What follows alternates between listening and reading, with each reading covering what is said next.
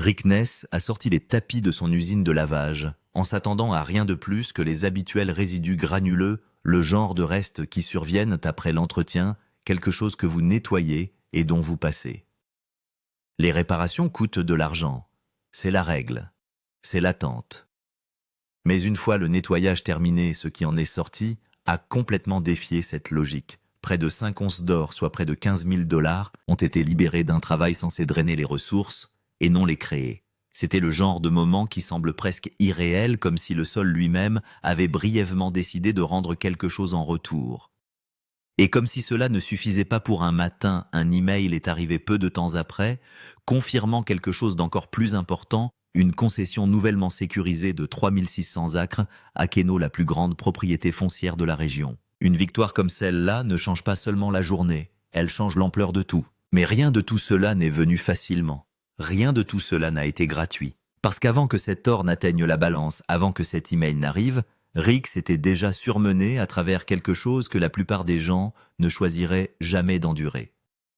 Il avait traversé un marais en pleine nuit, traversant l'obscurité et l'incertitude, juste pour protéger un terrain qui ne contenait peut-être même pas l'or dont il avait désespérément besoin. Il avait construit une route avec ses propres morts-terrains, transformant ainsi les déchets en survie. Et il avait conduit son équipage à travers des postes incessants de 14 heures au cours d'une saison qui n'offrait aucun pardon, aucune seconde chance, aucun filet de sécurité en cas de problème. Il le dit parfois avec désinvolture, comme quelqu'un qui plaisante à moitié pour masquer la réalité. Pouvons-nous simplement payer quelqu'un d'autre pour faire cela? Mais la réponse revient toujours la même. Non, vous ne pouvez pas. Pas ici. Pas dans ce genre d'opération. Parce que c'est à cela que ressemble réellement une victoire au Yukon. Pas de chance, pas de raccourci, mais une pression accumulée jusqu'à ce que quelque chose cède enfin. Rick Ness n'a pas commencé ici. Avant la boue, les machines et le poids constant du risque, sa vie était complètement différente. Il se tenait sur des scènes, pas dans des fosses d'excavation. Il a parcouru le monde en tant que musicien professionnel, jouant dans de vraies salles, se produisant devant de vrais publics, bâtissant une carrière que beaucoup passent toute leur vie à poursuivre. En tant que bassiste, il a progressé de petits concerts à des tournées complètes, apprenant non seulement à jouer, mais aussi à survivre dans une industrie qui garantit rarement quoi que ce soit. Il avait quelque chose de stable, quelque chose gagné. Et puis, de manière inattendue, tout a basculé. Une rencontre fortuite avec Parker Schnabel lui fait découvrir un monde complètement différent. Rick s'est envolé pour l'Alaska, a vu l'opération de près, a observé comment fonctionnait le processus d'extraction de l'or. Et quelque chose est resté là-dedans. Pas de manière passagère, mais d'une manière qui a remodelé tout ce qui a suivi. Il ne s'est pas contenté de l'essayer. Il s'est engagé. Il s'est complètement éloigné de la musique et s'est lancé dans la nature sauvage du Yukon, troquant les amplificateurs et les scènes contre des camions de rock et un sol gelé. C'était il y a plus de 10 ans, et depuis tout ce temps, il n'a pas repris ses instruments. Il en parle avec une sorte d'honnêteté tranquille. Quand cela sera fait, dit-il, peut-être qu'il récupérera ce temps. Peut-être qu'il reviendra à la musique, peut-être qu'il passera plus de temps avec ses amis en famille, avec la vie qu'il a mise de côté. Mais il n'y a aucune illusion dans sa voix. Il sait exactement à quoi il a renoncé. Plus de 10 ans sans jouer, sans revenir sur cette partie de lui-même, ce n'est pas quelque chose qu'on ignore. C'est un sacrifice, pas dramatique. Pas de regret comme on pourrait s'y attendre, mais réel. Le Yukon n'est pas venu gratuitement. La musique était le prix. Et la seule façon pour que ce prix ait un sens est que l'or soit réel. Cette saison, le nombre est de 1800 onces. Ce n'est pas un objectif à atteindre, mais une ligne en dessous de laquelle il ne peut pas tomber. Chaque dollar dépensé, en carburant, en équipement, en salaire, pour maintenir une opération en vie, dans l'un des environnements les plus éloignés et les plus pénibles d'Amérique du Nord, doit être restitué de terre avant que l'hiver ne ferme tout. Il n'y a pas de plan de sauvegarde. Aucun investisseur n'attend d'absorber les pertes. Aucune marge de sécurité intégrée à l'équation. Si l'or n'arrive pas, la perte n'est pas partielle, c'est total. Rick ne se cache pas de cette réalité. Il le porte ouvertement dans chaque décision qu'il prend. Parce qu'à un certain moment de chaque saison, les dépenses sont déjà faites et l'or n'est toujours pas apparu. C'est alors que la pression devient tout autre chose. C'est à ce moment-là que chaque retard compte chaque panne, compte chaque heure perdue, commence à ressembler à quelque chose que vous ne récupérerez pas. À l'heure actuelle, le plus gros obstacle n'est pas caché sous terre, il se trouve directement devant lui. Un énorme mur de morse-terrain recouvrant le gravier payant en contrebas dans l'extension de Vegas Valley. Vous ne pouvez pas exploiter de l'or que vous n'avez pas découvert. Chaque jour où la saleté reste en place est une journée perdue. Et le chronomètre ne ralentit pas simplement parce que le terrain est difficile. Il continue de fonctionner que les progrès se poursuivent ou non. Le problème s'est aggravé. Les pannes de camions de roche ont ralenti toute l'opération. La chaussée est rugueuse, instable et éprouvante, chaque charge secoue les machines pièce par pièce. Et chaque fois qu'un camion tombe en panne, il ne s'arrête pas tout seul. Il arrête tout ce qui y est connecté. La pelle attend, la station de lavage attend, tout le rythme de l'opération se brise. Rick le voit clairement. Le problème est peut-être mécanique, mais la solution ne consiste pas seulement à réparer les machines, elle change le fonctionnement du système. Son premier mouvement ne concerne donc pas du tout l'or.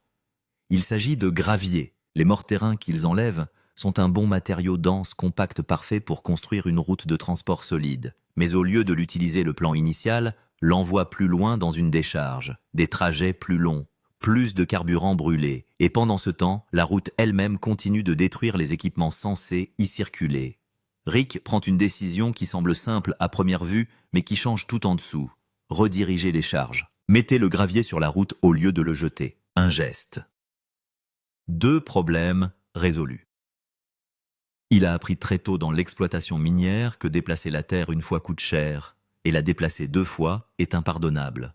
Chaque trajet inutile coûte du carburant, du temps et de l'élan. En raccourcissant la distance de transport et en améliorant en même temps la route, il crée une réaction en chaîne. De meilleures conditions routières signifient moins de pannes. Moins de pannes signifie des cycles de camions plus rapides. Des cycles plus rapides signifient que davantage de surcharges sont éliminées par quart de travail. Et davantage de morts-terrain éliminés signifie atteindre le gravier de paix plus tôt, ce qui permet de gagner plus de temps pour réellement exploiter l'or avant la fin de la saison. Rick voit toute cette chaîne avant de donner l'ordre. Et quand cela commence à fonctionner, la différence est immédiate. La route se raffermit. Les camions arrêtent de combattre le terrain et commencent à se déplacer avec lui. L'équipage le ressent au rythme. Les charges avancent plus vite, moins d'interruptions, moins d'arrêts, pour réparer quelque chose qui n'aurait pas dû se casser en premier lieu. Le rythme de l'opération s'accélère et pour la première fois depuis longtemps, on a l'impression qu'il gagne du terrain au lieu d'en perdre. Mais résoudre un problème ne fait qu'exposer le suivant. Réduire l'écart à 1800 onces signifie pousser plus fort. Rick prolonge donc les quarts de travail 14 heures à la fois. Et au Yukon, 14 heures, ce n'est pas seulement long, c'est implacable. Le bruit ne s'estompe jamais, la poussière ne retombe jamais. La concentration requise pour faire fonctionner des équipements lourds sur un sol instable ne faiblit jamais. Des chauffeurs comme Kyle et Heather parcourent les mêmes itinéraires encore et encore, cycle après cycle, toutes les 20 minutes, pendant toute la durée de leur quart de travail. À la 10e heure, la fatigue commence à s'installer. À la 12e heure, le seul repos vient dans les secondes entre les charges. Rick connaît les calculs de la saison. Plus d'heures de décapage signifie plus de chances d'atteindre le gravier payant à temps. Mais il connaît aussi les calculs des personnes qui effectuent le travail. Un équipage fatigué est un équipage dangereux. Une erreur peut coûter plus cher que du temps, elle peut coûter cher en équipement, voire pire. Alors, il intervient là où il le peut. Pas avec des discours ou des pressions, mais avec quelque chose de pratique. Nourriture. Wraps au poulet simples, portables, faciles à manger sans s'arrêter. Pas de fourchette. Pas de gâchis. Aucune raison d'arrêter un camion juste pour faire une pause. C'est une petite chose, mais ici les petites choses comptent, parce que c'est à ça que ça ressemble vraiment. Poste de 14 heures, repas pris en mouvement, des décisions qui ont des conséquences bien au-delà du moment où elles sont prises. Et quelque part, entre tout cela, la récompense rare et inattendue. 5 onces d'or là où il n'y en aurait pas dû. Une nouvelle affirmation qui pourrait changer l'avenir. Rick Ness porte tout cela, à la fois le risque, la pression, le sacrifice et la possibilité que si tout tient juste assez longtemps, cela suffise. Rick se déplace de taxi en taxi, faisant passer la nourriture par les fenêtres, pendant que Kyle et les autres sont à mi-cycle. Ils ont peut-être 20 secondes entre les charges. L'emballage finit à moitié sur le sol. Rick le sait avant même de le remettre. Il les nourrit quand même. Rick sait exactement à quoi ressemblent ces heures de taxi. Il a parcouru les mêmes circuits. Nourrir son équipe par la fenêtre en milieu de travail n'est pas un geste. C'est une décision calculée pour faire fonctionner des équipements coûteux et des personnes coûteuses sans panne ni l'un ni l'autre. Il n'y a rien de compliqué dans le moment où Rick Ness nourrit son équipe pendant 14 heures et n'en dit rien. C'est pourquoi cet équipage se présente le lendemain matin.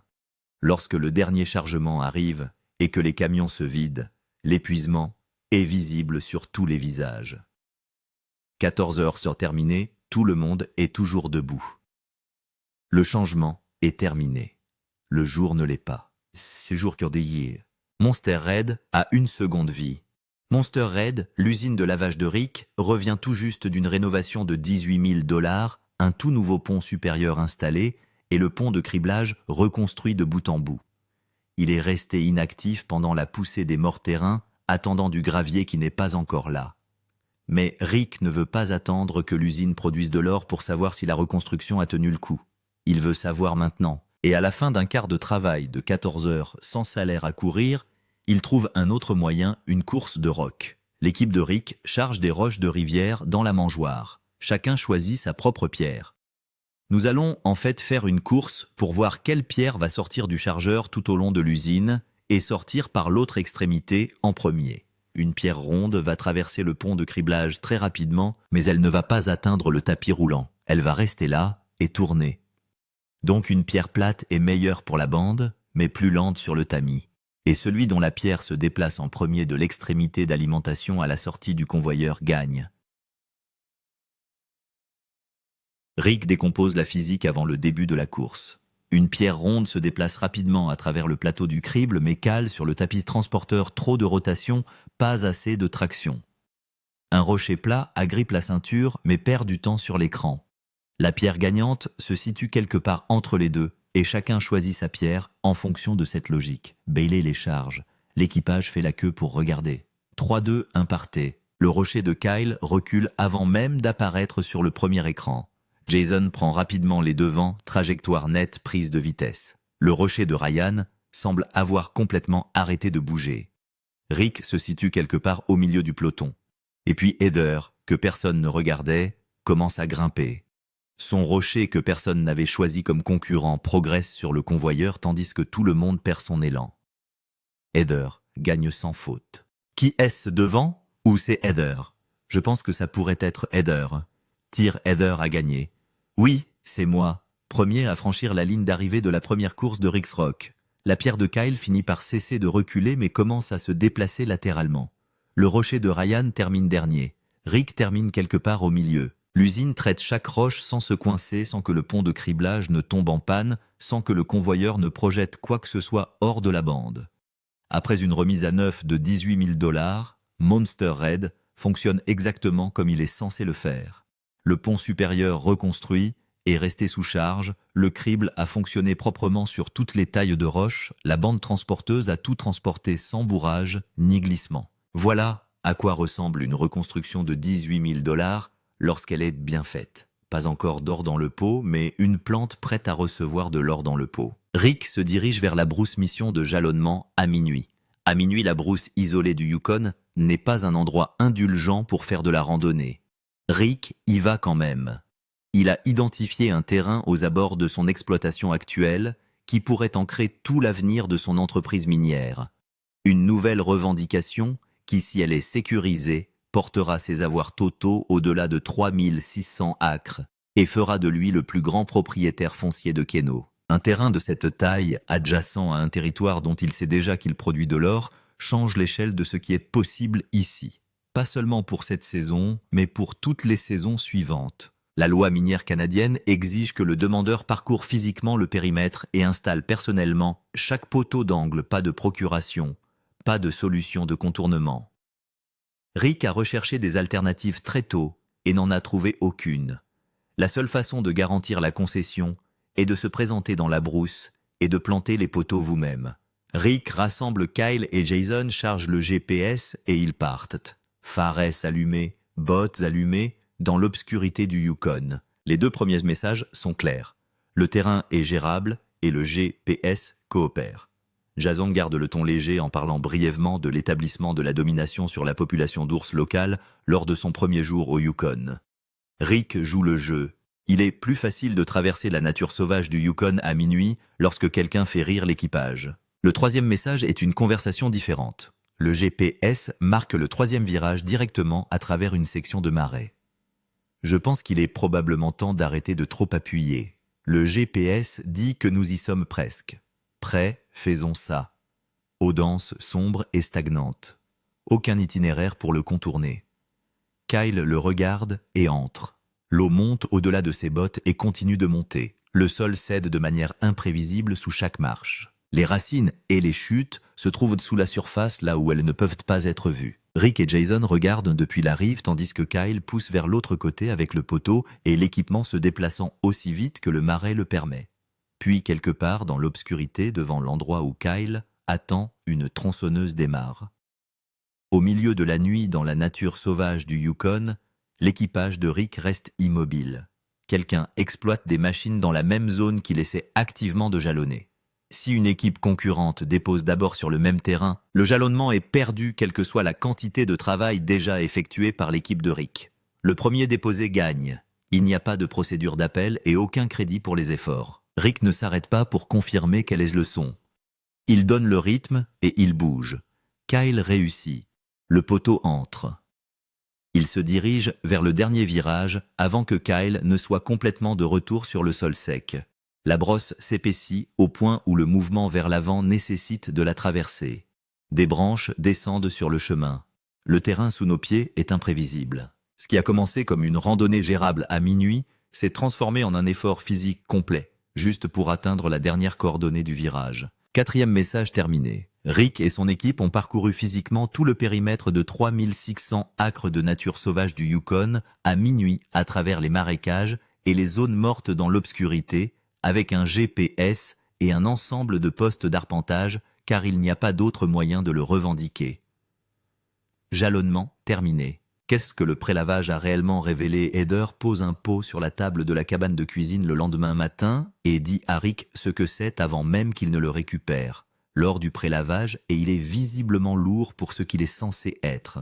Près de 5 onces d'or se trouvent dans ce pot, soit environ 15 000 $ au prix actuel. C'est lors de ton prélavage, c'est lourd. Plutôt bon pour 2 seaux de terre. L'as-tu pesé? Je l'ai fait, un peu moins de 5 onces là. Ça vient du prélavage. L'équipage de Rick a couru avant la reconstruction du Monster Red. 2 à 3 heures de raclage des tapis d'écluse de l'usine pour récupérer l'or accumulé avant la destruction des machines. Procédure standard avant qu'une usine ne s'arrête pour des travaux majeurs. Personne ne l'avait programmé en s'attendant à un poids important. Rick ramasse le pot. Le poids s'inscrit immédiatement sur son visage avant qu'il ne dise quoi que ce soit. Il demande à Heather de confirmer le chiffre, un peu moins de 5 onces. Au prix actuel de l'or, cela s'élève à près de 15 000 $. Rick fait le calcul à voix haute, 2 à 3 heures de travail, 5 onces, soit près de 5 000 $ de l'heure récupérés d'un processus qui était censé être un nettoyage des frais généraux avant le début du véritable travail. La reconstruction allait toujours représenter un coût, nécessaire, mais un coût. Le prélavage n'a pas seulement réduit ce coût, il l'a presque éliminé. 5 onces d'or récupérées lors du grattage des tapis ont ramené le coût net de la reconstruction à 18 000 $, à environ 3 000 $. Une réparation qui était censée drainer l'exploitation a presque été amortie avant qu'une seule once de gravier ne traverse les tamis nouvellement reconstruits. Le calcul du prélavage est presque absurde lorsqu'on l'énonce directement 2 à 3 heures de grattage, 5 onces récupérées, 5 000 $ de l'heure pour un processus qui n'existait que parce que l'usine était démontée pour maintenance. Heather tend à Rick une boîte de jus pour marquer l'occasion. C'est la réalité brutale et parfois belle de la gestion d'une exploitation minière. La plupart du temps, les chiffres tournent contre vous. Mais certains jours, les résidus de nettoyage d'un travail de réparation valent 15 000 $. Rick regarde le pot et les engrenages tournent visiblement. Il calcule déjà ce que cela signifie pour le rythme de la saison. Rick sait que la plupart des journées ne rapportent pas comme ça. La plupart des réparations ne sont que des coûts. Et la meilleure nouvelle de la matinée est toujours dans sa boîte mail. La confirmation, le téléphone de Rick sonne alors que l'or du prélavage est toujours sur la table. L'email provient du bureau des réclamations. « Oh mec, regarde ça. Tu as compris. C'est une affaire conclue. Nous l'avons compris. »« Bien. Oh parfait. La mission de jalonnement de minuit. 4 poteaux d'angle, une traversée de marais, une tronçonneuse coupant quelque part dans l'obscurité, a été traitée et approuvée. La réclamation est enregistrée. La paperasse a été traitée avant tout le monde. Le terrain lui appartient. Plus de 3600 acres, la plus grande propriété foncière du Queino. Ce nombre fait de Rick le plus grand propriétaire foncier de la région, non pas par une petite marge, mais par l'empreinte totale d'une nouvelle concession adjacente au terrain qu'il exploite déjà. Les revendications adjacentes signifient que l'opération peut s'étendre sans déménager vers un nouveau territoire. Les claims adjacents signifient une continuité géologique. Les revendications adjacentes signifient que tout l'or qui traverse l'extension de Vegas Valley a un chemin vers la section suivante du terrain pour les saisons à venir. En l'espace d'une seule journée, l'exploitation de Rick a jalonné un nouveau claim de 3600 acres, récupéré 15 000 $ d'or inattendu lors d'un prélavage, et refait le revêtement de la route de transport en utilisant ses propres morts-terrains. 3 problèmes résolus, 3 victoires enregistrées. Aucune n'était prévue au début du quart de travail. Kyle sort une couronne derrière son dos. L'équipage a suivi le déroulement de la saison, les enjeux, le sacrifice, la mission de jalonnement de minuit lors de prélavage.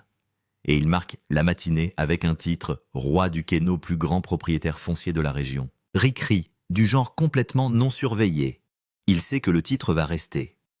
En une seule journée, Rick Ness a construit une route avec ses propres morses-terrains, a effectué des quarts de travail de 14 heures, sans perdre un seul membre d'équipage, a validé la reconstruction d'une usine de 18 000 $, avec une course de pierre, a récupéré près de 15 000 $ d'or inattendu lors d'un prélavage et a sécurisé 3600 acres de nouveaux terrains miniers dans la région de Queino.